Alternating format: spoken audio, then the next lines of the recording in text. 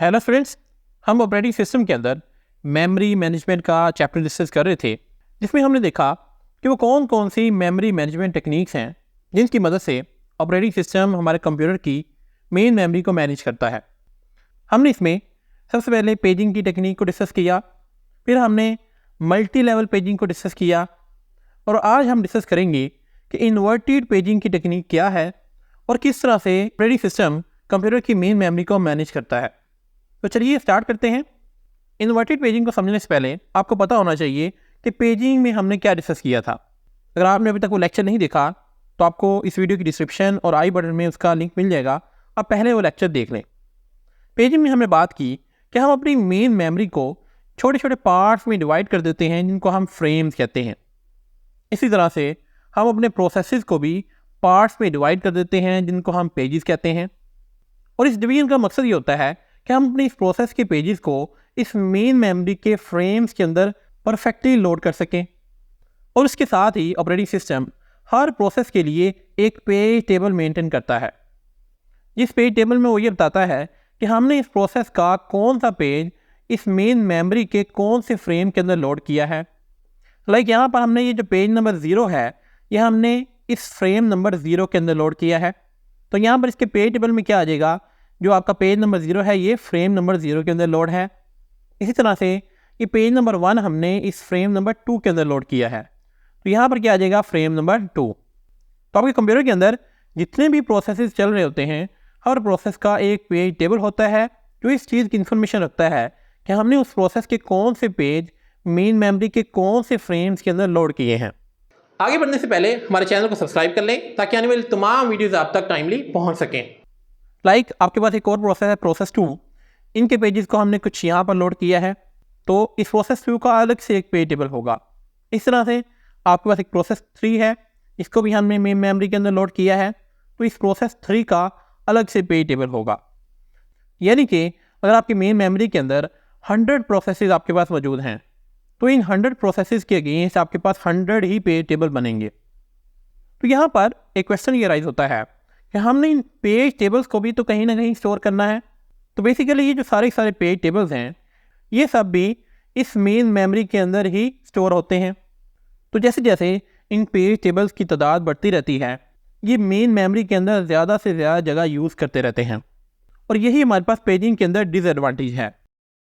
A large amount of main memory waste to save these page tables, कि हमारी इस main memory का बहुत बड़ा साइज़ इसलिए वेस्ट हो जाता है कि हमने इन पेज टेबल्स को भी इस मेन मेमोरी के अंदर स्टोर करना होता है। तो इस प्रॉब्लम को सॉल्व करने के लिए इस पेजिंग की जगह पर नया कॉन्सेप्ट इंट्रोड्यूस करवाया गया, इन्वर्टेड पेजिंग का। अब ये किस तरह से वर्क करता है, इस कॉन्सेप्ट के मुताबिक अगर आपके पास ये 100 प्रोसेसेस हैं, तो आपको इन तमाम प्रोसेसेस के लिए अलग अलग ये 100 पेज टेबल बनाने की ज़रूरत नहीं है, बल्कि इसकी जगह पे आप क्या करते हैं, अब इन तमाम प्रोसेसेस का एक पेज टेबल बनाते हैं, वन ग्लोबल पेज टेबल, जिसको हम ग्लोबल पेज टेबल कहते हैं।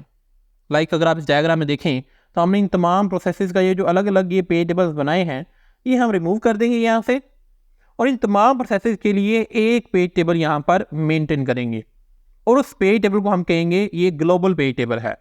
यानी कि तमाम प्रोसेसेस का ये एक ही पेज टेबल है, जिसके अंदर हम इन प्रोसेसेस की तमाम इंफॉर्मेशन सेव करते हैं। अब इस पेज टेबल के अंदर दो मेजर आपके पास कॉलम्स होते हैं, पहला पेज नंबर का और दूसरा प्रोसेस आईडी का।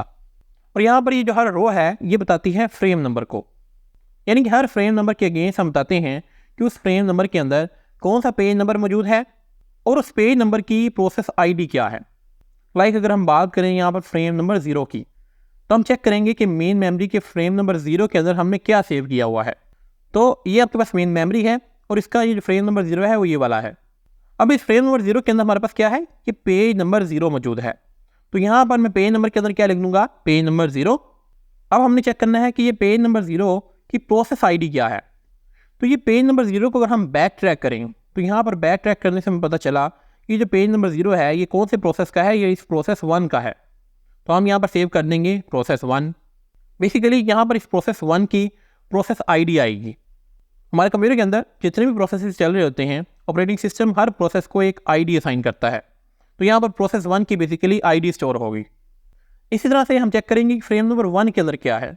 तो फ्रेम नंबर 1 के अंदर भी आपके पास ये पेज नंबर 0 पड़ा है, तो यहाँ पर भी क्या आ जाएगा, पेज नंबर 0 आ जाएगा।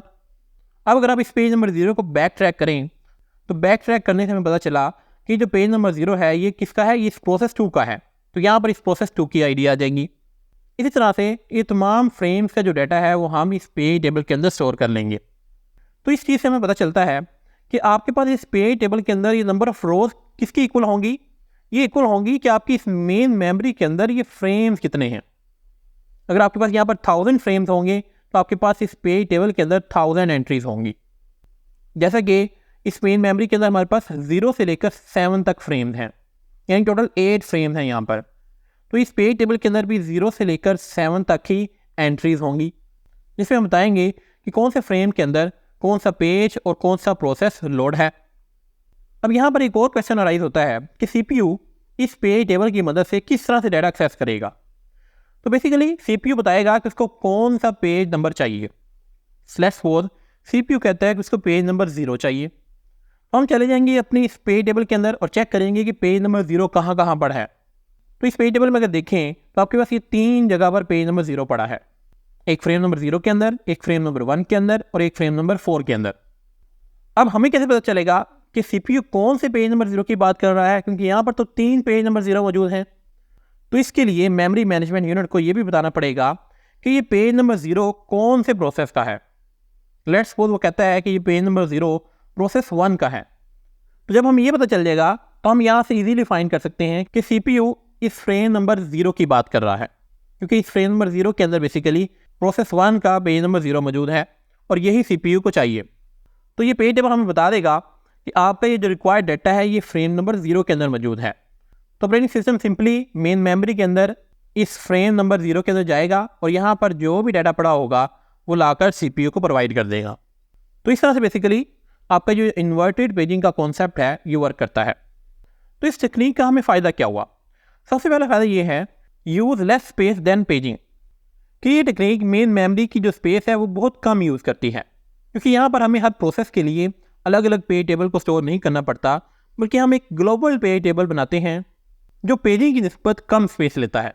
तो पहला तो एडवांटेज ये हुआ कि इससे स्पेस कम इस्तेमाल होती है।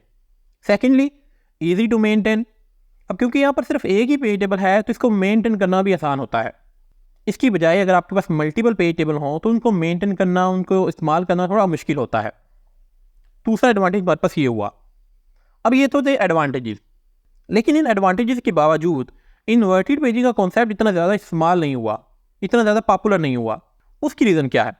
उसकी रीज़न ये है कि इंक्रीज सर्च टाइम, कि इन्वर्टेड पेजिंग के कॉन्सेप्ट में हमारा जो सर्च टाइम है वो इंक्रीज़ हो जाता है, क्योंकि जब मेमोरी मैनेजमेंट यूनिट को कोई भी डाटा फाइंड करना होता है तो इस पेज टेबल को उसे सर्च करना पड़ता है। अब क्योंकि ये पेज टेबल बहुत ही बड़ा होता है तो यहाँ पर लीनियर सर्च अप्लाई होती है। लाइक मेमोरी मैनेजमेंट यूनिट को हर रो को एक एक करके चेक करना पड़ता है कि सीपीयू का रिक्वायर्ड डाटा कहाँ पर मौजूद है। तो यहाँ पर अगर आपके पास पेज टेबल का साइज इंक्रीज होता जाएगा तो आपका जो सर्च टाइम है वो भी इंक्रीज होता जाएगा।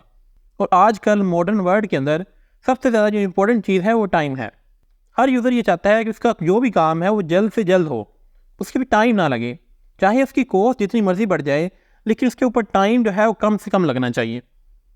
इसी वजह से जो इन्वर्टेड पेजिंग का कॉन्सेप्ट है ये ज़्यादा पॉपुलर नहीं हो सका, क्योंकि इसके अंदर जो टाइम है वो पेजिंग की टेक्निक की निस्बत ज़्यादा लगता है, लेकिन कुछ जगह पर ये कॉन्सेप्ट स्टिल इस्तेमाल होता है।